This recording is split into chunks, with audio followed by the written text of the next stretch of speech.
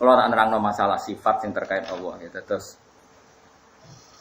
setiap sifat Allah yang disebut di Quran dan hadis-hadis sahih itu ada sifat-sifat sing cara zahir itu mustabihah, nyerupani sifatnya makhluk, nyerupani global ini malih. Allah di Quran dan beberapa hadis sahih itu kadang disifati dengan sifat sing zahire iku sifate makhluk. Misalnya Allah itu disakiti. Disakiti itu kan artinya tersentuh oleh kesakitan itu.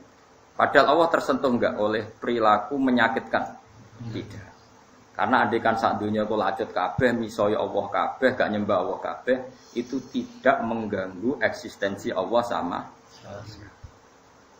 Tapi misalnya ana wong muni misoi pangeran, itu ya jenenge misoi pangeran. Tapi kira perlu keyakinan Allah terpisoi atau tersah. Ini masalah yang jadi perdebatan para ulama. Sehingga ada ulama yang mengatakan Quran itu pokoknya bahasa Arab. Bahasa Arab itu sesuatu dibahasakan sesuai tradisi istiqmalnya orang Arab. Tapi ra perlu menyentuh hakikatul amri, tidak perlu menyentuh hakikatul amri itu nanti dawuh itu dikemas, kemudian terinspirasi oleh dawuh itu, terus menyentuh hakikat. Jadi itu jenenge hakikat. Dan saya sering berdebat sama ulama-ulama masalah ini, dan kita tidak akan selesai sampai sebenarnya ketemu pangeran. Misalnya gini, sama tak bedai. Matahari itu kalau kamu ditanya, sing darani buka itu nak matahari ya? Enggak, jawab saja. Sama ra usah isin. Sing darani buka puasa itu nak matahari bisa? Terbenam. Terbenam di mana itu? Ning ndi? Barat itu. Pulau niku. Makanya manusia itu tetap akan mengatakan sesuatu yang dilihat. Karena matahari cong wis maghrib wis suruh, srengenge wis ketutupan gunung. Kok gunung iso nutupi srengenge? Wong bumi kabeh ora iso nutupi. Fa inna syamsa akbaru jirman minal ardi. Yang namanya matahari itu lebih besar ketimbang bumi. Mana mungkin bumi iso nutupi matahari. Kok terima gunung? Wong bumine wae. Nah, sehingga bahasa itu adalah bahasa yang kita lihat, bukan bahasa hakikat. Kalau hakikat matahari tidak pernah terbenam. Misalnya yang biduan jam 6 terbenam, yang Arab Saudi terbenam tuh. Sama sekali tidak. Nah, makanya terus Quran itu saking detailnya kalau ngendikan gini, wa taros syamsa idza tola'at tazawaru angkafi. Kamu melihat matahari begini. Hatta idza balagha maghribas syamsi wajadaha taghrub. Sehingga ketika Dzulqarnain melewati sisi barat, Dzulqarnain menemukan matahari dalam keadaan taghrub. Bukan mataharinya yang surup, tapi cara pandang Dzulqarnain. Itu masalah-masalah yang detail ini bagian mufassir sing spesialis. Maka ini masalah-masalah yang apakah sifat hakikat itu diterapkan untuk sifat-sifatnya Allah? Apakah sesuai yang kita kenali sebagai manusia? Tentu jawaban kita yang kita kenali sebagai manusia. Tapi kira usah yakin hakikat, kafir kena yakin. Misalnya gini, ana ayat gini, intan suruh woha, namun kowe nulungi pangeran. Terus bartekno ngene. Oh, pangeran ra tak tulungi, lara deh. Kafir toh? Kafir. Tapi di bahasa resminya wong ngongkon jihad, ayo tolong pangeran. Wong istilah yo intan surwa, kalau kamu menolong Allah. Apakah Allah butuh pertolongan? Enggak. Apakah Allah nara mbok tulung guling? Enggak. Tapi kue bela-belani agamane Allah istilahin nulungi. Maka ada istilah, ada hakikat. Angel kan? Nggih, ana istilah kaya kowe lho. Kaya kowe ngekeki dhuwit bojomu 1 juta, niatem nyenengno bojo. Ya wis ngekeki dhuwit 1 juta iku jenenge nyenengno bojo. Apa bojomu mesti seneng kepingine 10 juta? Makanya ini kan wis ilmu jelimet. Mulane ada ora iso wis timbang bingung wis ora iso.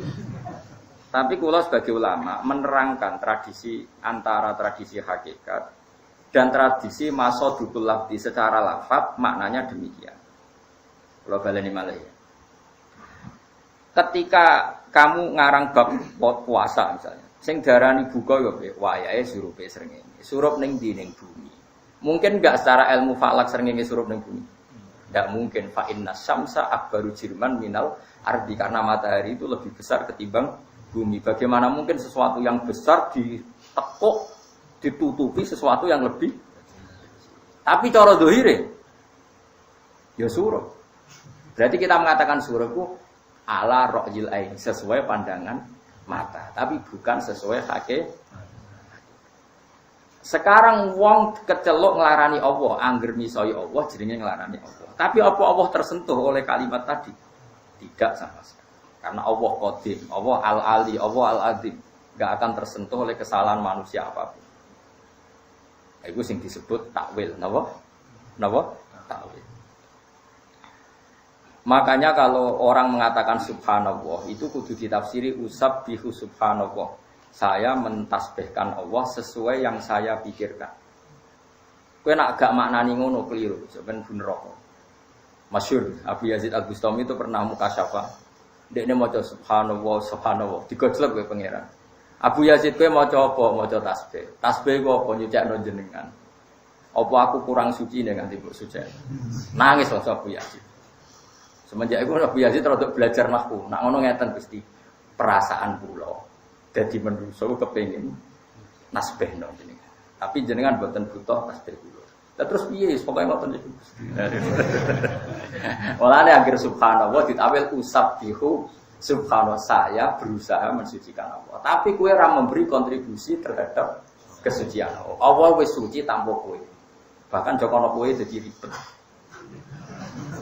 Segawe makhluk ya jadi ribet tuh.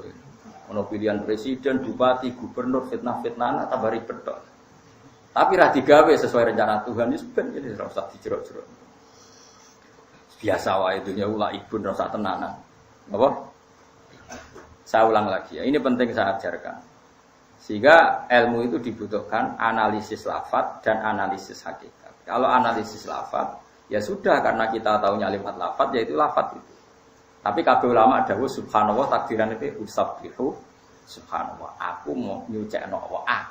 Aku sebagai hamba berusaha nyucikno Allah. Manane meyakini Allah itu suci. Tapi Allah wis suci tanpa penyucian kita. Paham sing kula maksud iki?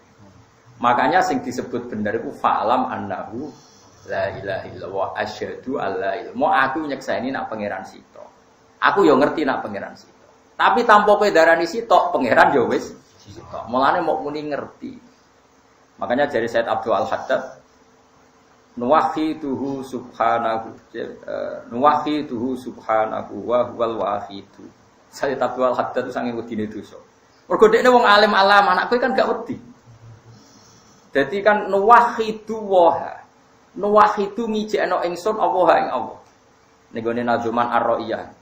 Wa te Allah ya wis wahidun wis siji. Dadi nak manane wahidu nuwahidu ngiyakini siji ingsun ing Allah. Cukup manani nuwahidu ngijekno ingsun ing Allah. Nara ta ijekno dadi loro kafir. Ya pancen angel ngaji. Wah. Saiki Allah wis siji apa ngenteni mbok sijekno? Berarti tauhid wa maknane apa? Nyuwejekno Allah. Maknane nyuwejekno Allah aku ngerti nek Allah iku suci. Ora kok Allah dadi suci ngenteni mbok suwejekno. Mulane disebut fa'lam, kowe iku ben ngerti, ora kok kowe memberi kontribusi. Lane wahidu subhanahu wa huwa wahidu. Iku masalah-masalah yang sampean harus tahu.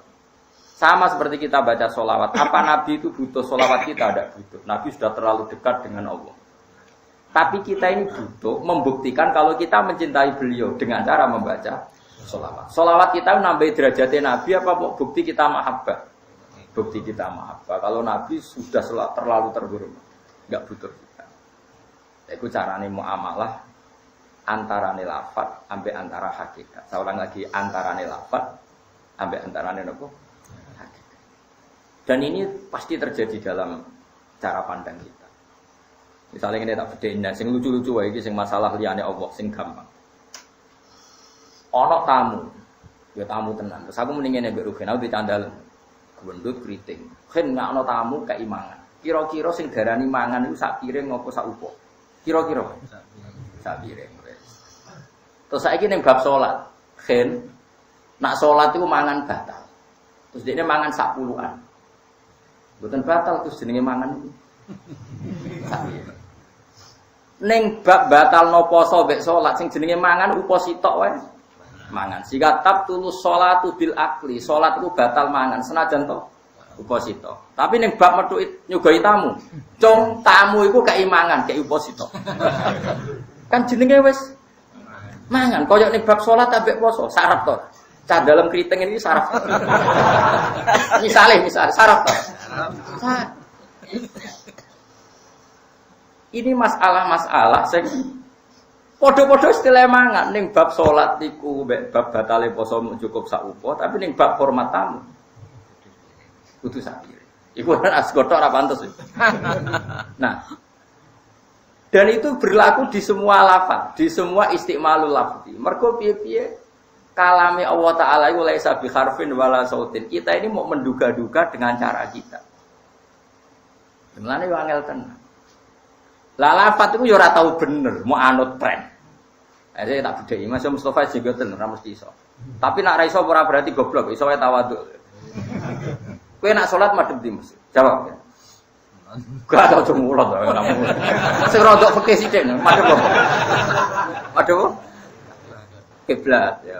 Yakin? Gak, lo yakin to? Kira salat madhep kiblat yakin? Yakin. Terus ukurannya dodo apa ora? Dodo. Nak melengak gak batal. Terus lafaz wajah muwajah iku korai ta apa dodo? Ini wajah tuh sampai kata muwajah.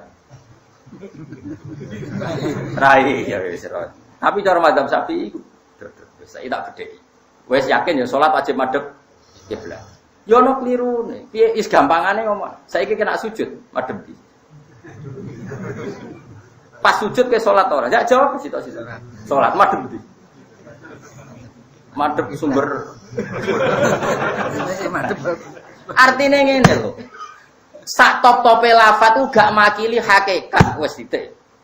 Ternyata salat sing kecelok madhep Ka'bah yo pas ngadeg tok, pas rukuk ya ndak, pas sujud ndak. Artinya sak top-tope lafaz ku gak iso makili hakikat. Salat sing kecelok madhep kiblat nyatane nak rukuk wis sujud ya ndak. Tapi terus kowe ape muni ngene, mari cah cilik-cilik. Dong salat ku madhep kiblat, maknane nak pas ngadeg. Nak rukuk mek sujud yo madhep bumi to yo. Kepengen kafir kabeh. Terus akhirnya cak cilik-cilik muni, salat ku ono madhepe bumi, ya iku pas rukuk ambek. Yo kafir alis. Ngono iku jenenge lecehno salat. Lah iya iki mau cerita, lafaz iku gak iso makili hakikat. Mulane dawuh Ibnu Hajar Al-Asqalani, dawuh Abu Bakar Al-Baqilani, kabeh lafaz iku ora ono maknane. Sing maknane iku atimu dhewe-dhewe. Lafaz iku butuhe omong ngono wae. Mergo yo jelimet, nek wis dianalisis iku jelimet. Ya tapi ngene iki kudu dilatih piye-piye iki ilmu. Nggih cocok ra cocok kudu dilatih piye-piye iki ilmu.